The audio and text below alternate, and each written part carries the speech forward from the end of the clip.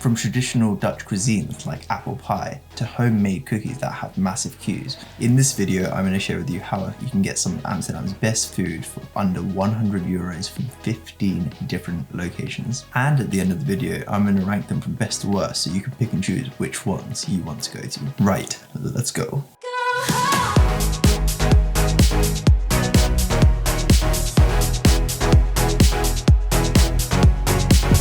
We left from London at 8 AM and we travelled by Eurostar, which was such a treat, and we got into Amsterdam around 12 PM. Waking up at 5 AM, we had a little snack just before we left, but we were so hungry when we arrived at Amsterdam station. The first place on our list is called Loetje. I probably mispronounced it, but this restaurant was founded 45 years ago. It was named after the owner. And since then, they now have plenty of different chains scattered around Amsterdam. Given that we were in such a rush, we focused on having some nice club sandwiches. The sandwich was grilled to perfection and tasted amazing, and having the salmon inside of it with all the different vegetables was so good. But the real showstopper here was what they had on the sides menu, and that was avocado fries.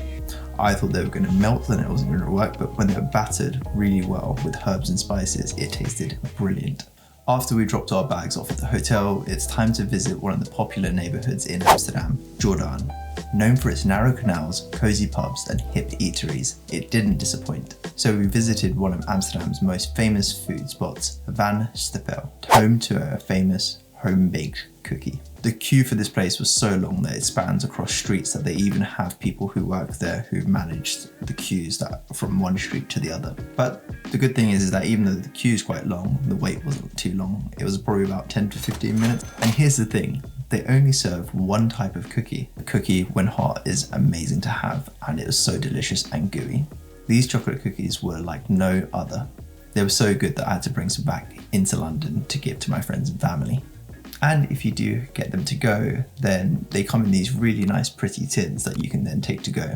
I think they last about 3 to 4 days, and you can go onto their website where they have some really quirky instructions for how to reheat them in different ways, whether it's pan, microwave, etc. Actually, I don't think that microwave is one of the options. I think that's a really bad option to choose. Once we finished off at Van Stepele, there was another cookie shop that we wanted to try 5 minutes away. But in between them was another restaurant that a couple of my friends recommended called the Lebanese Sajeria. The Lebanese Sajeria is another small shop, but it has a punchy menu which is suitable for meat eaters, vegetarians, vegans, everyone. There were 3 things that I really enjoyed during our short stay here.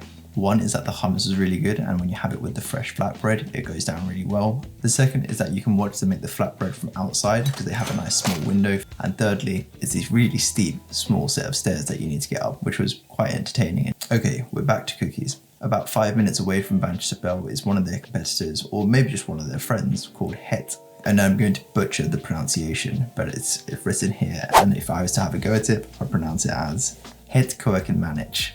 For short, I'm just going to call it Het. Whilst Van Stepele makes you feel like you're in a Christmassy gingerbread house, it felt like you were in some sort of Alice in Wonderland world when you're at Het. It's really nice to visit both of these small stores, and when you're inside, the staff are really friendly as well. Personally, I think the chocolate cookies at Van Stepele were better, but the variety and options that you do get at Het are quite nice to have. Either way, both of them warmed up again, reheated, so good, and you could have 1,000 of them. Oh, all you need is just a glass of milk with it and it would be perfect.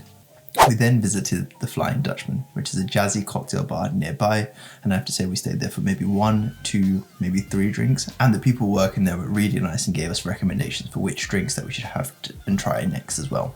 We luckily got in before it's busy, but I would recommend booking in advance when you do go to these nice bars and pubs in Amsterdam.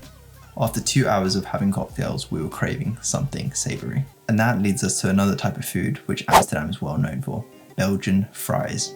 I heard the thing to get here was chips with curry sauce, mayonnaise and onions. I didn't expect chips to rank highly or even at all during my trip in Amsterdam, but I'm pleasantly surprised. You have hot crispy fries complemented by a nice sweet curry sauce, and then when you have the mayonnaise with it, mayonnaise always goes well with fries, and then the raw onions were actually good as well, and together it was a masterpiece. Now if you're into food markets, you have to visit Foodhallen. This place is filled with tons of different restaurants with plenty of different cuisines, so there's something for everyone. There's also a live DJ when we went. It was really fun to have in the background. Anywho, You can also check out the website online because they have plenty of different options and you can scout out what you're looking for. So if you're tight for time, it's quite a good thing to do. We grabbed some fresh and charming tacos from Taqueria Lima and they went down really well, really affordable, and when you're on a budget, I'd say it's quite a good one to go to.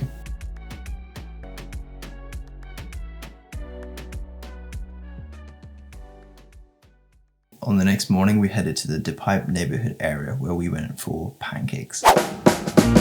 This place is fully vegan and the pancakes look amazing. These portion sizes are massive and we were still full from the previous day, but we managed to get through as much as we could.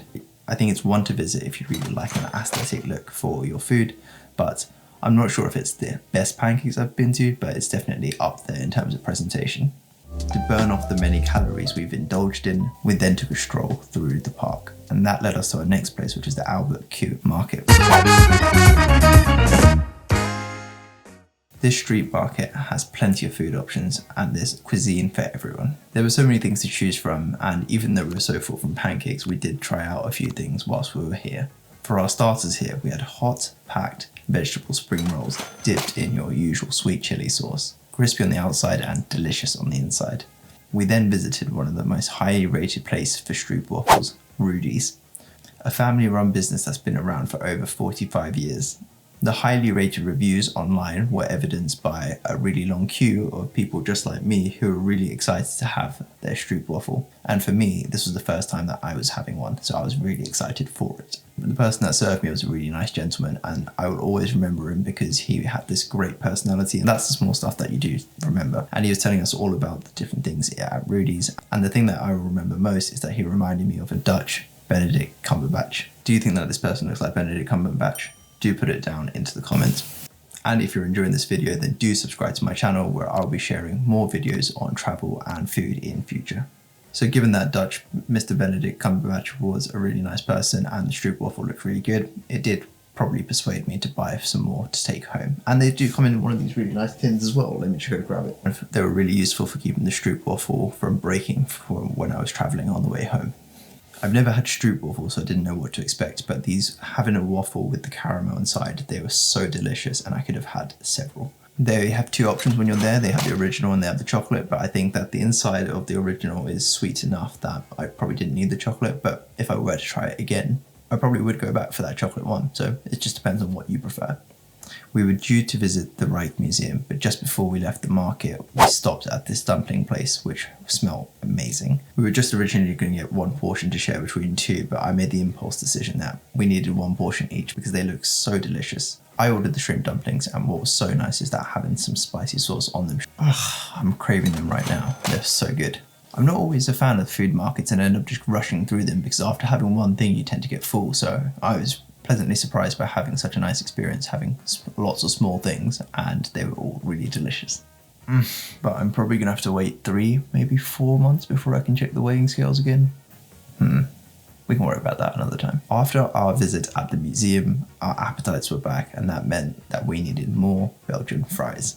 And so where better to get it than at one of the most famous places, Vleminckx Sausmeesters. I'm hoping that I pronounced this one right, at least. If you know how to pronounce these, please do drop them in the comments below. Similar to Fabel Friet, this place does amazing fries. There's just something about potatoes, curry sauce, mayonnaise, and onions that just go down really well. My friend sadly dropped a few, but the people there were so nice that they gave him a few extras as well. So it just seems that Dutch culture is really nice people who are there to help you when you're in need.